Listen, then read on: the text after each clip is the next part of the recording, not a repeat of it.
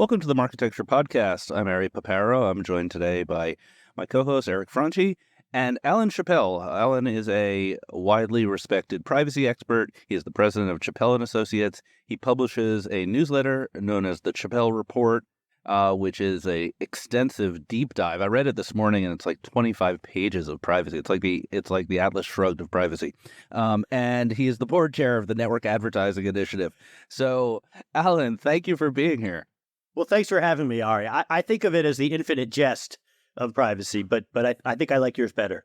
All right. Well, I learned a lot. Like, it was great to see all of it in one spot. There's so much going on. Who are the typical readers of that publication?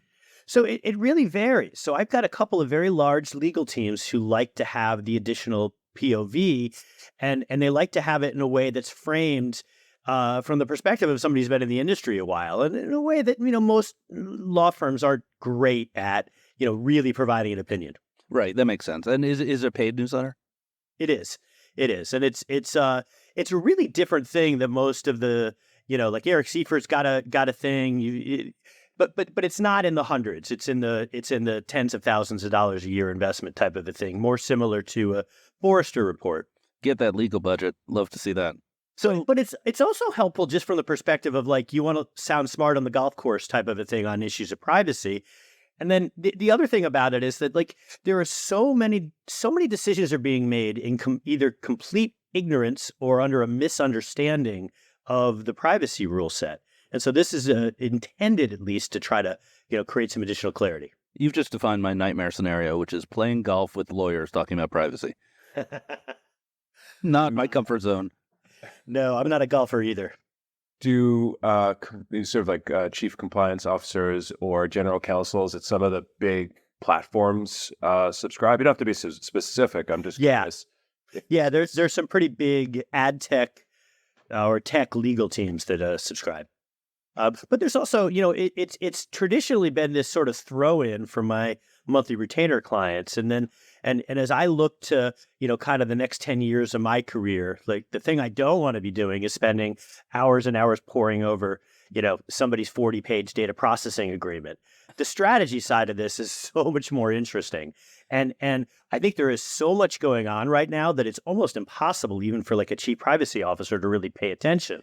Like, you can get some of the details via all the various daily digests out there, and you can get, like, some insight on one or two issues if you subscribe to, like, somebody's newsletter. But the idea for this is, like, you can look at this and in 5 minutes you get the gist, and in an hour you get a comprehensive, like, view of what's going on. So that's a good segue to talk about hot topics in privacy. Like, we could talk about privacy for hours and hours and hours because there's so much going on.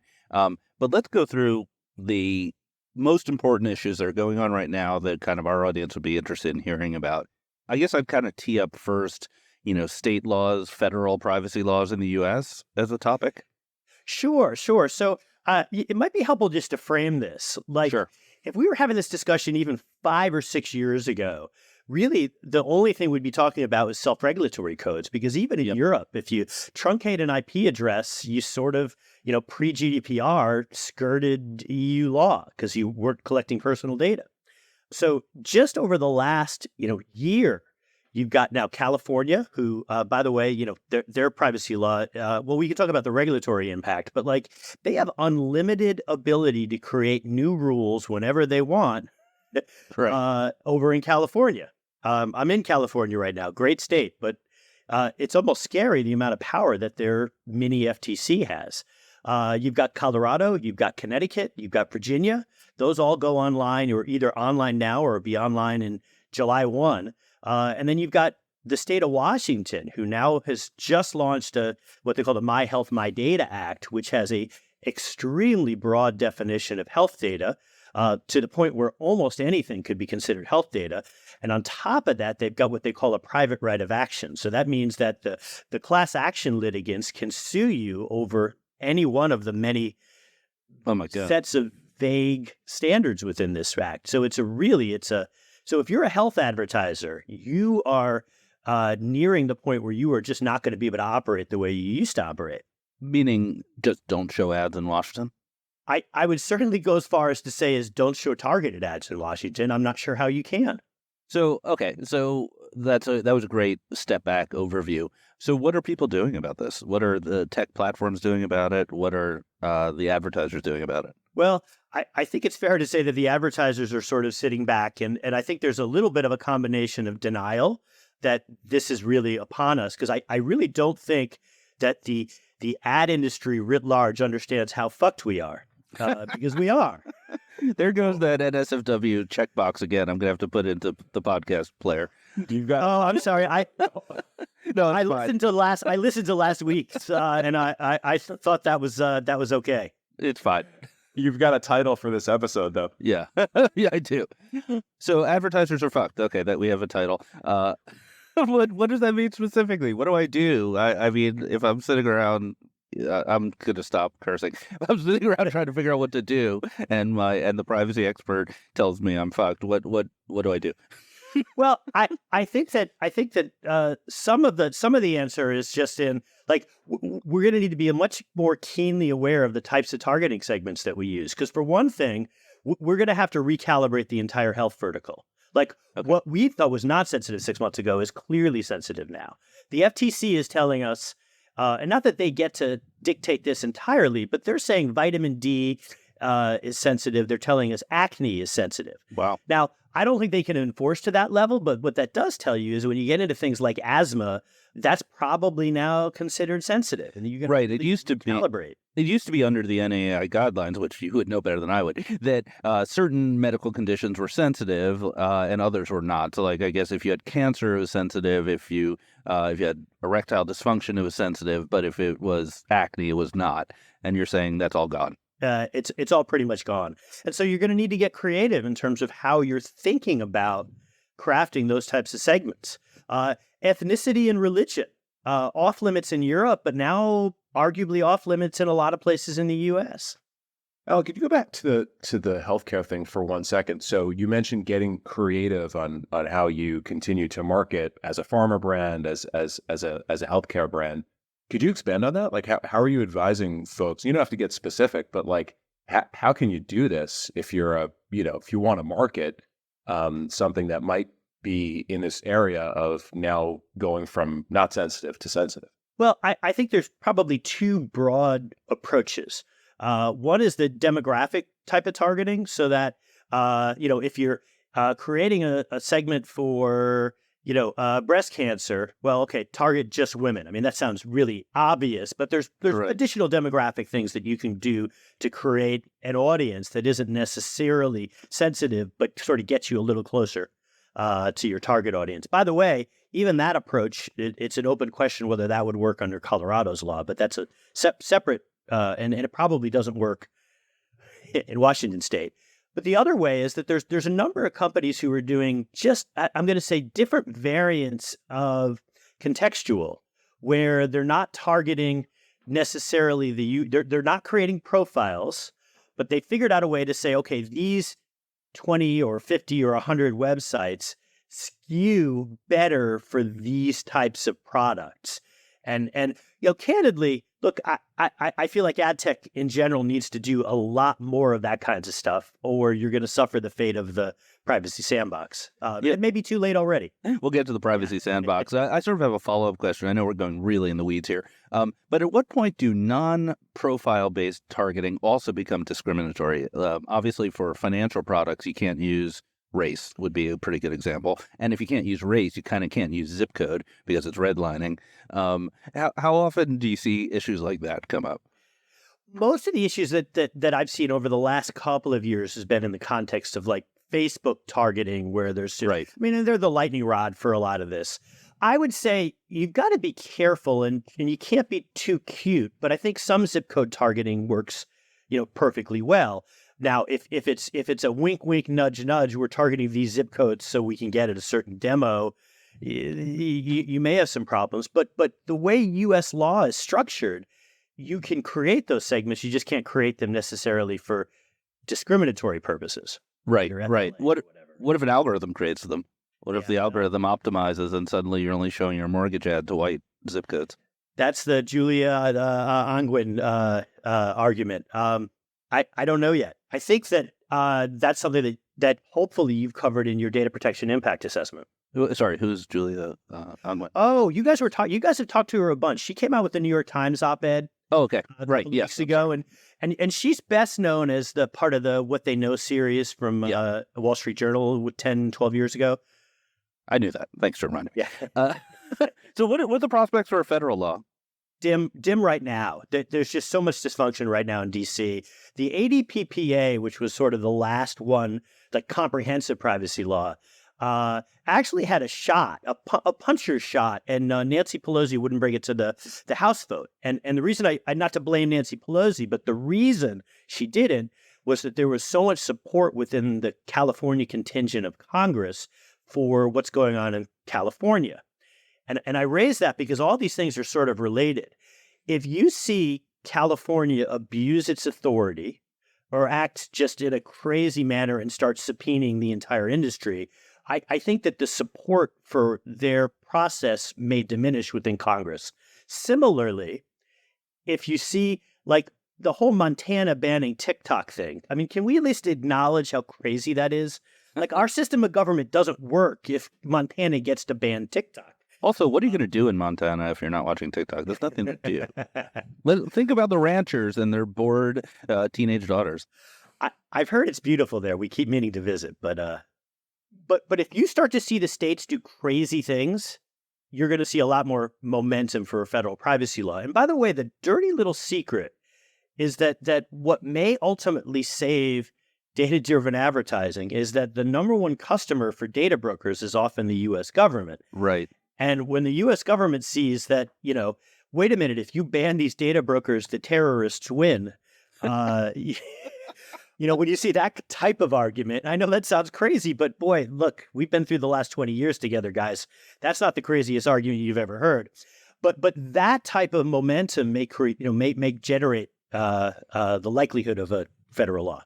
And just on this subject, it seems to me, and maybe you could also chime in here, there really isn't a partisan divide on this. It's sort of that both parties are getting distracted by issues that have nothing to do with this.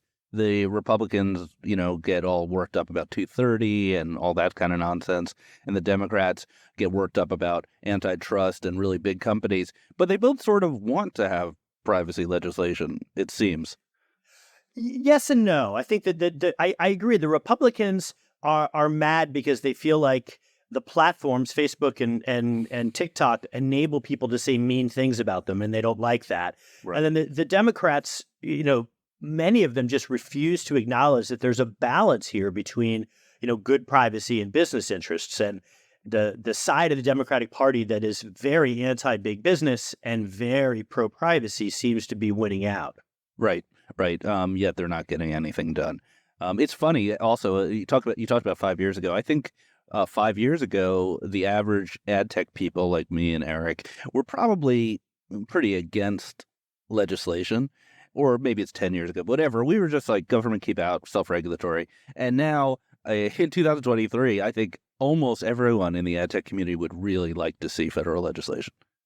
Well, it's funny. I agree with that sentiment, but I would politely suggest it may be slightly misguided because any federal privacy law is very likely to give additional rulemaking authority to the Federal Trade Commission.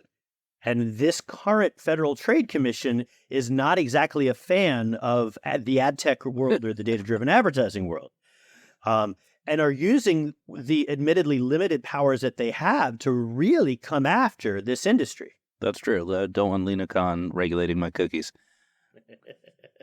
So you talked about California a lot. Do you want to take us through what happened with Sephora? Because I think that was a real shot across the bow. It was. So I think what happened there, and look, this is part speculation and part rumor. So I know you guys like that, but in legal circles, they tend to frown on such things. But I'm going to move ahead anyway. I've heard things that their initial counsel told them to ignore the repeated requests from the California Attorney General to take heed. And I don't know if that's true or not. I'm not saying it's true or not, but I would say it would make sense that a EU-based company would take the position that, hey, we're European. We have data protection in our blood. We don't need to adhere to your silly U.S. laws. Anything we do in Europe is covered. And I could see that sentiment being at least part of what happened to them, where if the AG sends you a letter and telling you to do something, probably a pretty good idea to respond. So step back for anyone who doesn't know what happened.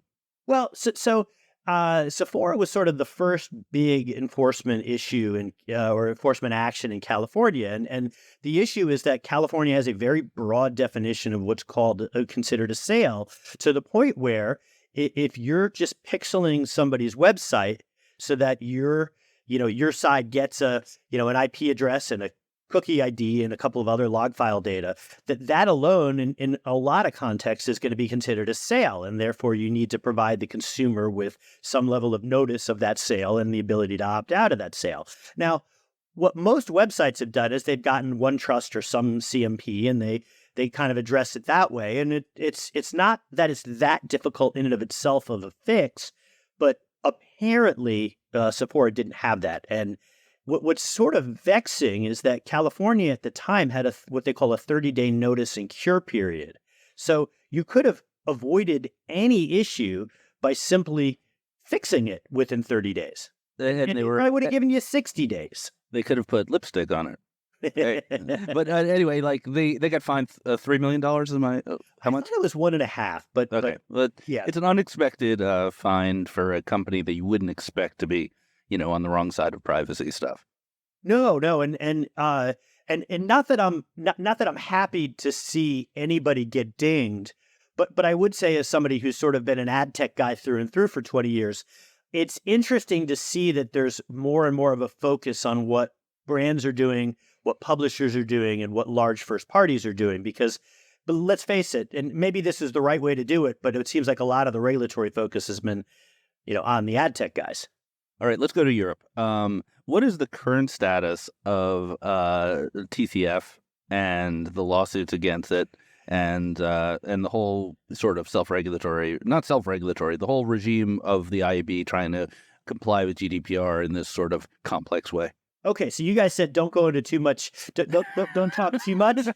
But I think you have to frame this a little bit. So the GDPR in and of itself does not necessarily require a consent for cookies. There's the e-privacy directive, but that's a directive which gets implemented differently within each EU member state. And I'm going to leave aside what happened to the CNIL over the last couple of weeks. But in general, if you are the CNIL in France, you were reluctant to go. You are the one who's in charge of regulating these cookies. You were probably reluctant to beat up your own publishers. Right. And so you don't see a lot of these types of fines. So we call it the Criteo exception. Yes. Well, that's the funny part is, like, I never thought Criteo would get nailed by the CNIL just by virtue of it. It's like, they're your biggest French. Anyway, right. Hometown heroes. But anyway, so the way that Europe was set up, it's difficult to enforce against cookies on a one-off basis. So what Belgium did, because the IAB TCF is sort of registered there, is that they wanted to cut out the head off the snake, and they went after the entire compliance program for GDPR, at least for the programmatic world. Okay, so in order to get there, they had to say that the IAB was a controller of data. What data are they controlling? Well, they said, because the TCF string might eventually be tied to personal data, that the TCF string in and of itself is personal data, and therefore the IAB, even though they don't actually dictate the processing of that, they're the controller of that personal data. It is a tortured definition of EU data protection law. It will not withstand any type of challenge at the EU Court of Justice. But nonetheless, here we are. You've got the IAB who's been sort of, forced into defending itself. Okay, so I get that, because the idea of the IAB as a controller is just absurd. But isn't the TCF under attack? Isn't Johnny what's his name, Johnny Rockets or whatever his name is? Ryan. He's trying to take it down, and there's lawsuits just declaring the whole TCF as being in violation. Johnny Ryan and his team have launched a whole bunch of complaints in a whole bunch of different contexts, but it is, I believe, their complaint that Belgium considered as part of their ultimate ruling. But they're not going to. They're unlikely to win that. But what they were able to do is they were able to get the IAB to make some concessions and maybe change and improve the transparency. It's probably a win-win for everybody. And that, I think, will allow Belgium to sort of declare victory and allow the TCF to continue. Finally, a victory for Belgium.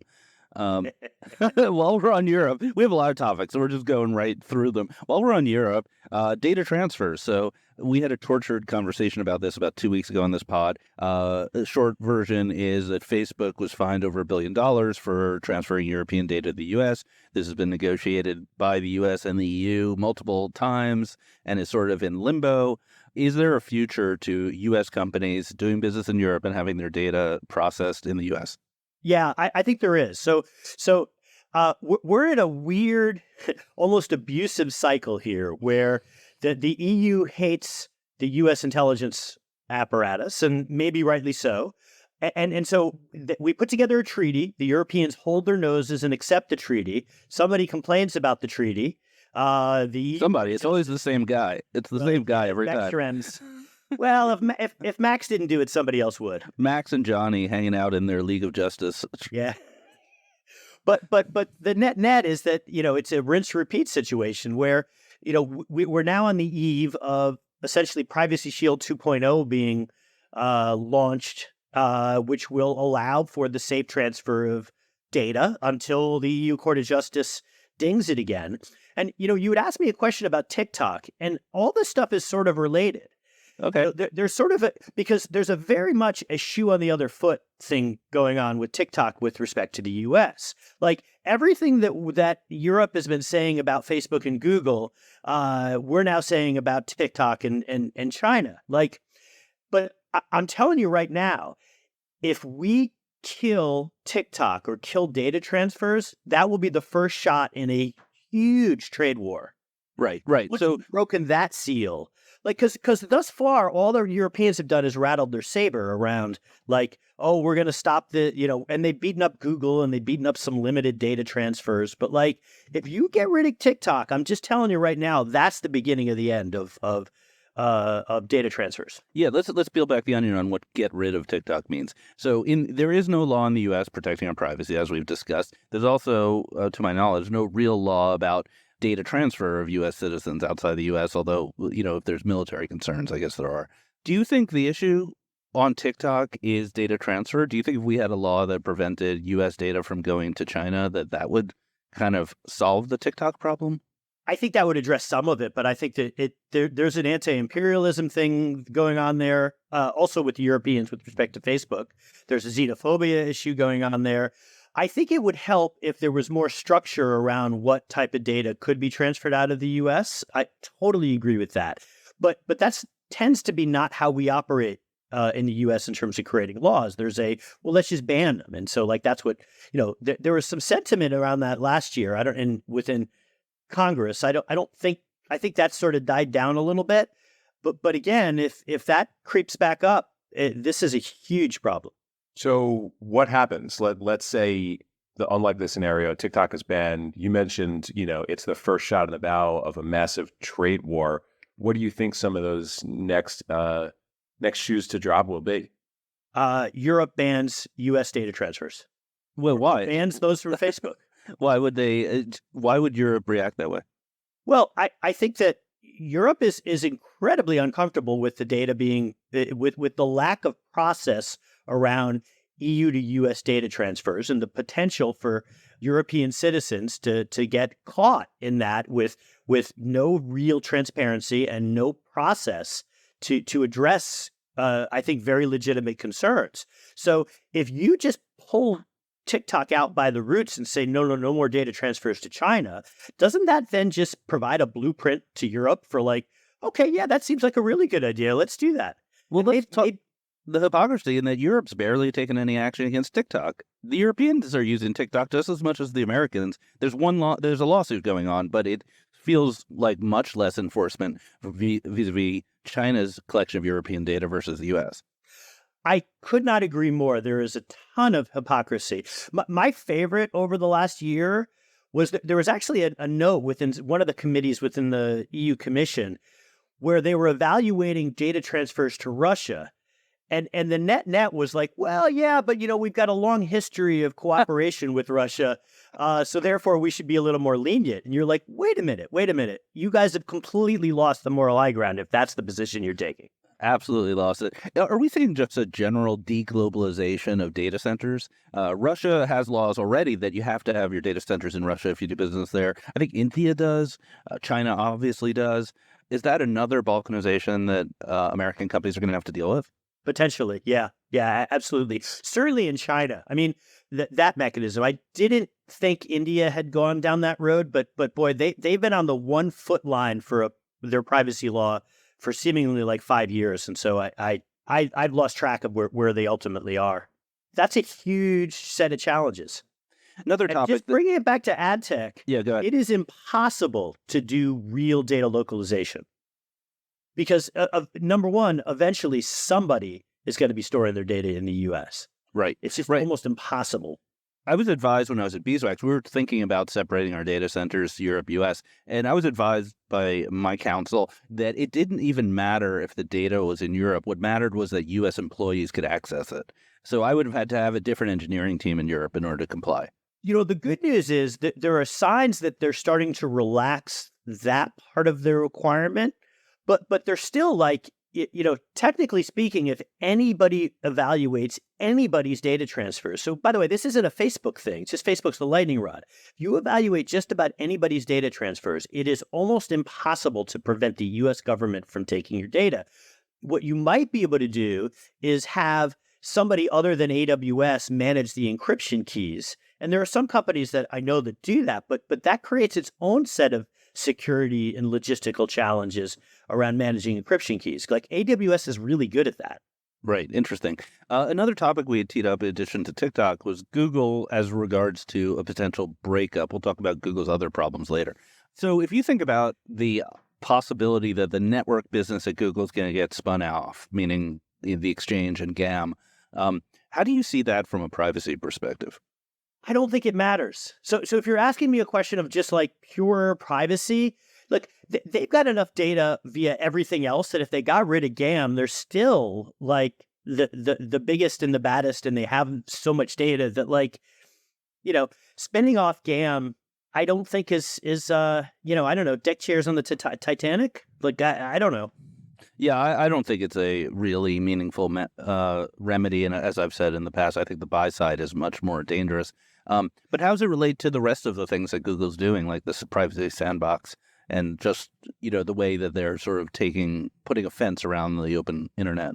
It's sort of amazing to me that, this is back to our previous conversation about the industry seems to be in a collective denial about this. And I don't know why exactly that is, but nobody's speaking up about the privacy sandbox. It doesn't work. And no matter how many times Google tells you it works, it doesn't work. There's latency problems. It isn't nearly as effective.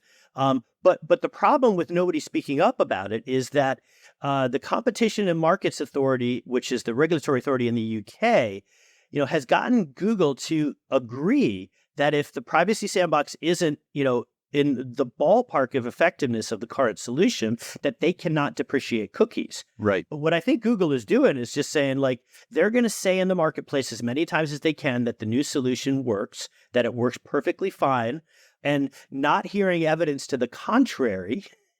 The Competition and Markets Authority is going to say, okay, well, it must be true, and that they're going to be allowed to put out this, these tools and depreciate cookies. Well, hold up. Now, you're saying it doesn't work. Okay, so the privacy sandbox is multiple things.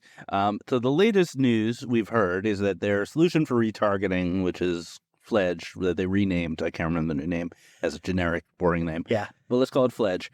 That Fledge actually worked really well in trials. And I've even heard back channel from people I respect that they were pretty impressed by how well it worked. Agree, and that's a fair distinction. I've heard great things about Fledge, or the artist formerly known as Fledge. So what do you mean when you say it doesn't work? What doesn't work? I think Topics is problematic. Topics is a waste of time. They should just kill it. It's just a bad idea. But they can't. Right. See, because they need to have top of funnel, bottom of funnel solutions, and they're telling me that the topics, works, because if you remove that, then all you have is a retargeting solution, and that's not equivalent to cookies. Right. So topics always struck me as something that Google didn't actually need for itself, but it was like a bone to its publisher partners and the antitrust people to say like, hey, publishers, your data is going to be valuable because we're going to let you target people based on topics. Is that your kind of take on it too? Yeah. No, I think, well, also there's a broader strategy here where, like, I think Google is really trying to, part of the strategy here is they're trying to troll Apple. And what I mean by that is that what they're saying is like, Apple is doing all this stuff, that is harming the industry. They're doing it basically by sticking their middle finger up at the advertising industry, and, oh, by the way, are creating their own competitive ad product. What I think part of what Google's strategy here is to differentiate their collaborative approach, and we can poke holes in what they mean by collaborative, but it's light years better than what Apple is doing. Yep. And I think what they're trying to do is, and then they hold it out and they let, say, EU regulators look at it, and EU regulators pee all over it and say, well, no, you still require a consent, and this doesn't work at all. And what they're trying to do, I think, is to say, oh, so the sandbox doesn't work. Maybe you want to have a look at what's going on in Apple, because it's an almost identical offering. Oh, so it's a bank shot against Apple with the regulators. That's the first time I've heard that. Part of the strategy. I think that's part of the strategy. All right, let's take a quick break, and we're going to come back with the big news broke by the Wall Street Journal about Google's other problems. So we'll be right back. All right, we're back. So, Eric, you want to take us through this emerging mega scandal / nothing burger, depending on who you talk to, about Google? Mega scandal / nothing burger. I like that. So there was an article that broke this week. Patience from the Wall Street Journal wrote it. Former guest on the pod, where basically there is a kind of a next generation verification or analytics firm called Analytics, which has not been on the radar of most people until now, but they've apparently been doing some interesting research for some time now, that basically said they were looking at a bunch of YouTube campaigns, so brands advertising on YouTube, and found that over half of the revenue generated went to ads appearing on non-YouTube properties. So that's number one. There's sort of a syndication thing or network thing happening here. But then number two, the apparent quality of a lot of those placements was not up to what I think standards for the expectation of a YouTube premium experience was. So sound off, below the fold, questionable content, so on and so forth. And the internet went crazy, or ad tech Twitter went crazy. Ad tech Twitter did go crazy. Ad tech Twitter went crazy, and there's been a lot of conversation here. So I've got some thoughts and bullets, but maybe you guys can react to it before we go a level deeper. Yeah, I'll react a bit. Another part of the story is that Google put out a response that was pretty tepid, and so people didn't really like that so much. So point number one is a story is always more impactful if it reinforces your prior beliefs. And this is not the first time Google has had problems with inventory quality. So the idea that they're selling crap as premium it reinforces a lot of people's distrust of them. Second point is, as a lot of people have been discussing, Google is trying to reestablish the black box through what's called PMax, Performance Max, which is the default in Google Ads nowadays. And that's the just give us your money and trust us solution. And so when you do that, you end up potentially having your trust betrayed, and that might be the situation here.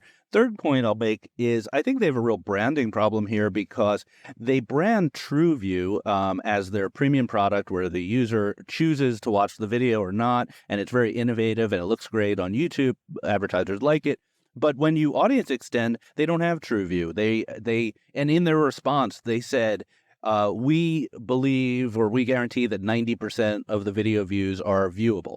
Well, that's different from TrueView, where everything's viewable, right? They're selling TrueView, and then their backup is like, well, it's 90% viewable, which is totally different from a branding perspective. So I think there's a lot going on here that's raising questions and making people kind of skeptical.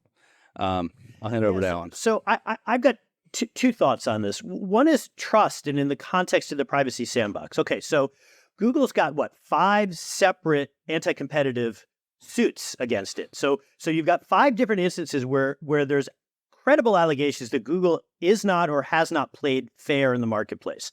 And now you've got this research, which is basically tantamount to saying that Google is defrauding its advertisers.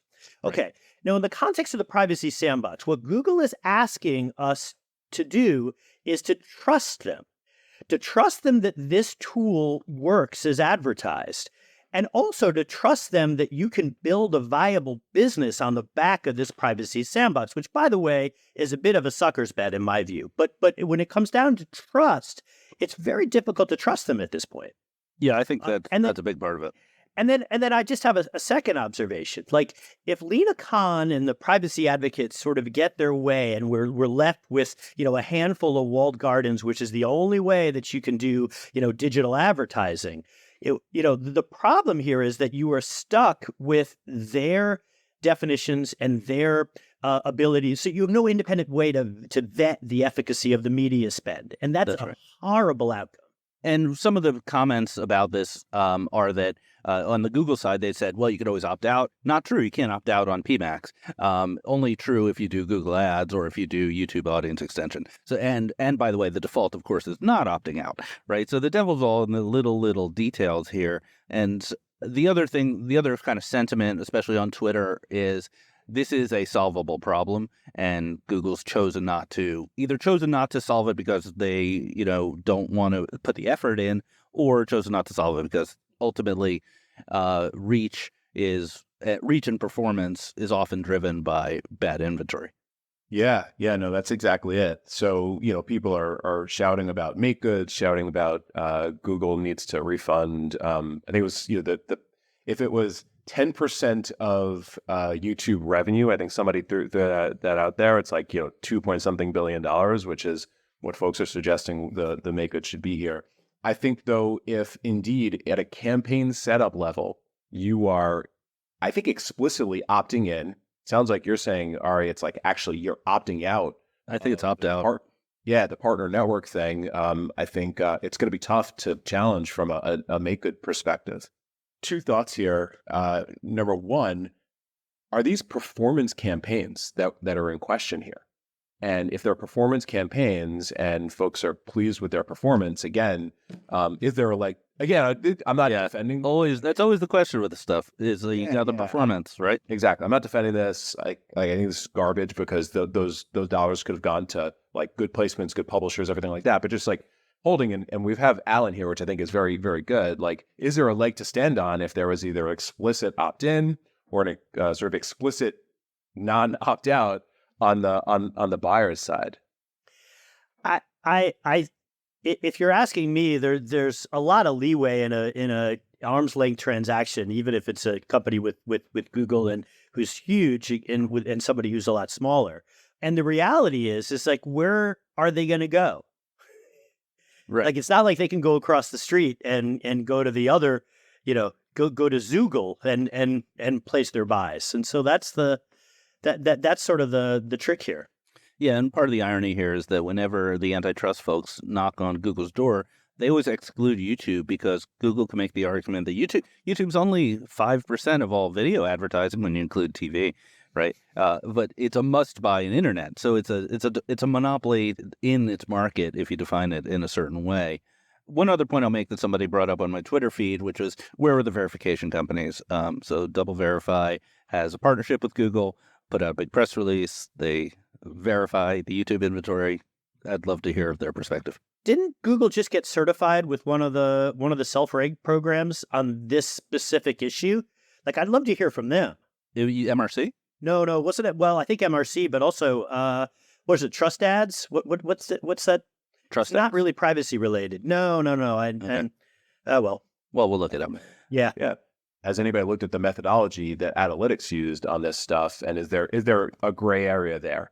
So Analytics is using a browser plugin with an opt-in panel. I think that the real question in the methodology comes when you start saying, well, how big a problem was it? Like, they definitely found, and the Wall Street Journal said, the author, Patience, said specifically, I saw examples of this happening.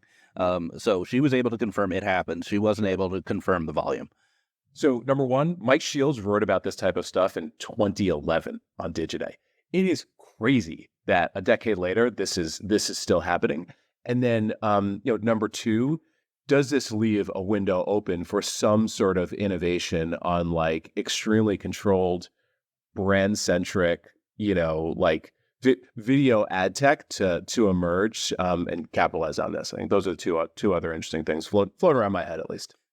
All right, let's move on to an interesting piece of news. So Anzu, A-N-Z-U, is an in-game advertising company.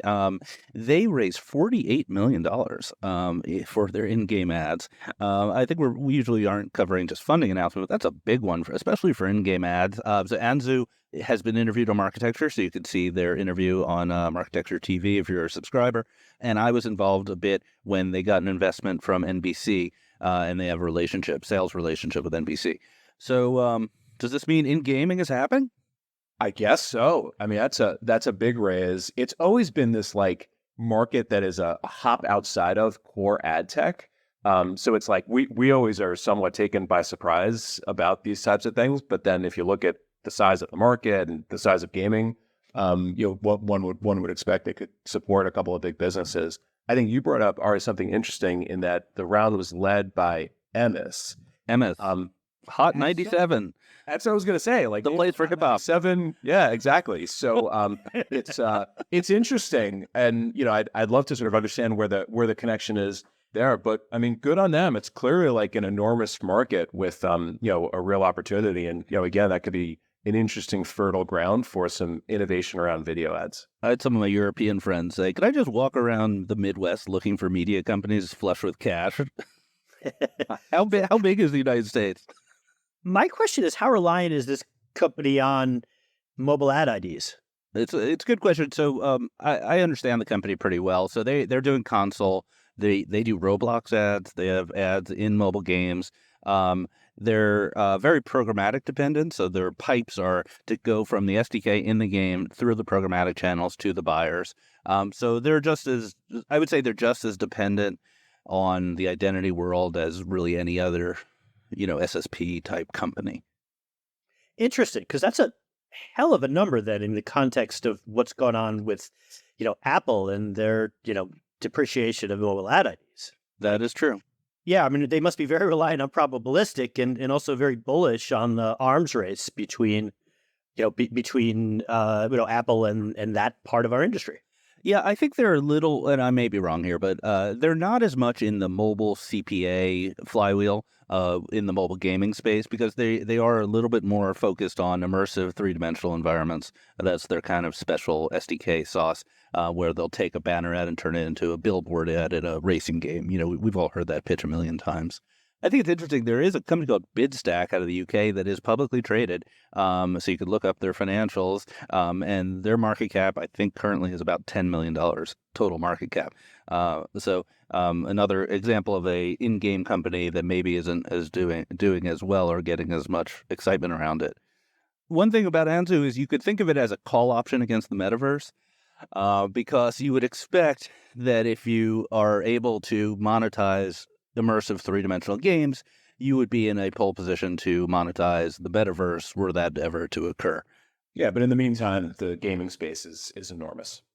It is, and it's also a demographic that's very hard to reach otherwise. Yeah. No, I get it. Good for them. So there's some news about Kroger going in-house. So I think, Eric, you may have put this in the show notes. They hired 100 people to go in-house. That's a pretty big investment. Yeah, it made the news. It was a couple different places. They're building a in-house ad tech operation. So I think that's pretty significant. If you think about it from the standpoint of what it takes to build your own, O&O and sort of like partner-driven ad tech stack, I think that's number one. But then number two, the hiring thing I thought was the big news. They hired close to 100 people over the course of the past year to do this in an age where the sort of like a lot of companies are doing the opposite. So I think it's a validation of retail media, but B, this is a move for the big boys / big girls. You need to have the capacity to support like a really significant ad offerings. So I don't think this is necessarily a trend. I think there's probably, 12 plus or minus RMNs that can do this. And I think the rest of them are going to be, in a position of, sort of like duking it out and probably joining together or joining some sort of RMN type of initiative. Yeah, it's going to be a cutoff somewhere. It's just hard to see where the cutoff is going to be right now because it's a gold rush to get that retail media going. I do see this as a trend. Whether everybody takes it completely in-house, I can't say. But Eric Seifert always likes to say that everybody is an ad network, and I would qualify that because I think it's an important qualification. Everybody is a first-party ad network because that's what in the U.S. Yeah. Because within the U.S., if you can legitimately straight-face claim to be a first party, that is almost entirely a get-out-of-jail-free card. On the privacy side, less so in Europe, although I don't even think Kroger operates in Europe. But I could be wrong. But in the U.S., if you're a first party or you can claim a first party status, then the privacy rules, probably an overstatement here, but they don't really apply. Yeah, or at least it gives you flexibility. You could do a lot of things with first party that are harder to do with third party, just also in terms of accuracy. So you need to be able to support a significant advertising business, and you just need to reach that scale. And I don't know where the cutoff is. It's also hard to find the right talent sometimes in these locations where these retailers are based. Exactly. What's going to be really interesting is the supermarket industry for years gets all this analytical data based on purchases. Some of it's tied to their shopping cart thing. It'll be interesting to see how that gets integrated into the soup, and then in addition, whether that. Does that bring some additional scrutiny onto the loyalty program that they've been operating for the last 50 years? Yeah, people, some Midwestern mom is going to be like, these corn puffs are following me around the internet. How's this happening? So one last story I found interesting, which was, this is a press release from the Media Trust. So the Media Trust is a vendor that does ad security for publishers. They were interviewed on Architecture TV, so check that out. And they claim that malvertising, so really bad ads, were increasing in Ukraine pretty dramatically since the war started, and it's coming from Russia. I guess I would get this. Let's assume this is true. I don't know if it's true. It's a press release from a company. But like stepping back, how does ad tech need to think about its kind of geopolitical exposure? Maybe that's a good one for Alan. I think this is just going to be an ongoing game of whack-a-mole. Because this takes us back to the YouTube issue. Like, I don't know that this is 100% solvable in a world that unless you are going to dramatically restrict the number of pipes. Right. Well, I mean, perhaps it's the vendors need to think about where their ads are showing, and when in a state like Washington State for healthcare, or a country like Ukraine that's under attack, they need to think twice about what ads they show, or have different levels of scrutiny. I would agree. Like, so it's funny. A lot of the problems in ad tech are caused by nobody thinking certain things through. Yeah, that's like so true. It's funny because you could never create a perfect solution in ad tech, but you could make it wildly better if everybody would just pay a little more attention. Right. The number of times we tried to onboard a customer onto Beeswax, and it turns out they were a total scam company up to no good. It's just extraordinary, but we were good at finding them. All right, let's call it. This is an amazing conversation. We covered some great topics. Alan, thank you so much for being here. Oh, thanks so much for having me, guys. This was a lot of fun. Eric, pleasure as always. Yep, you got it. Take care, guys. Thank you for subscribing to Marketecture. New interviews are added every week at marketecture.tv and your favorite podcasting app.